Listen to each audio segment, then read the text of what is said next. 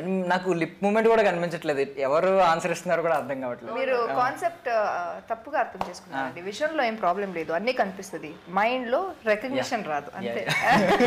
So lips కనిపించాలి, కనిపించాలి, clear గా అర్థమైంది. అది చదివాను కూడా, దాని ప్రోసపోతుందా ఏదో సంథింగ్ ఏదో అది కాదు, అది నోరు తిరగదా దాని పేరు ఏదో ఉందండి, చెప్తారు దాన్ని. Face blindness scientific name, medical name ఏమో, మెడికల్ టర్మ్ అంటారు. మీరు ఇప్పుడు అన్నారు కదా వీళ్ళిద్దరిని చూస్తే ఆ ఎనర్జీ వచ్చేస్తుంది, నాకు మిమ్మల్ని చూస్తే మీ ఇంట్రోవర్ట్ లక్షణాలని నాకు వచ్చేస్తాయి, నేను సిగ్గుపడుతున్నాను వీళ్ళిద్దరిని చూసి. పర్లేదండి, మీరు బాగా చేస్తారు, చేయండి పర్లేదు. ఏం బాగా చేస్తారు ఇంటర్వ్యూ. ఓకే అండి, థ్యాంక్స్. ఎనీవే ఏదో ఒకటి కాంప్లిమెంట్ అయితే తీసుకుంటారు.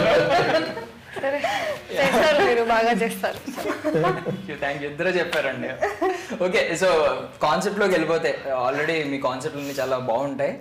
సో ఇది కూడా మీ కాన్సెప్ట్లు అనకూడదు, నేను కూడా మీది బాగుంటుంది, ఇది కూడా బాగుంది అనాలేమో. అన్ని బాగుంది. ఓకే, సో కాన్సెప్ట్లోకి వెళ్ళిపోతే ఇప్పుడు first of all face blindness అనేది మాకైతే ఇప్పుడు దాకా ఐడియా లేదు, ఎలాంటిది ఒకటి ఉంటుంది. కలర్ బ్లైండ్నెస్ తెలుసు, కానీ మీకు ఇంతకు ముందు ఏమన్నా తెలుసా ఫేస్ బ్లైండ్నెస్? నేను నరేసినప్పుడు నేను కొత్తగా ఫీల్ అయ్యే, ఏం బ్లైండ్నెస్ అండి అన్న. ఫేస్ బ్లైండ్నెస్ అంటే ఓకే, అప్పుడే వింటాం, కథ చెప్పేటప్పుడే తెలుసు నాకు కూడా.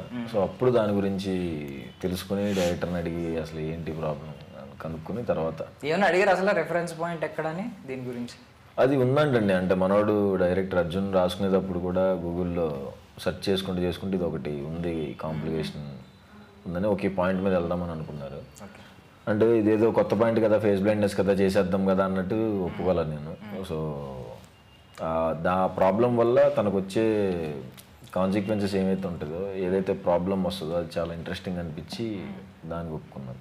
మిమ్మల్ని ఎవరు అడగరా క్వశ్చన్ ఎందుకు ఒప్పుకున్నారండి, మీరే అంతా సులువుగా ఒప్పుకునే రకం కాదు. మీ కథలు తెలుసు కదా ఎలా ఉంటాయో, మీ కథలు మీరు పడే కథలు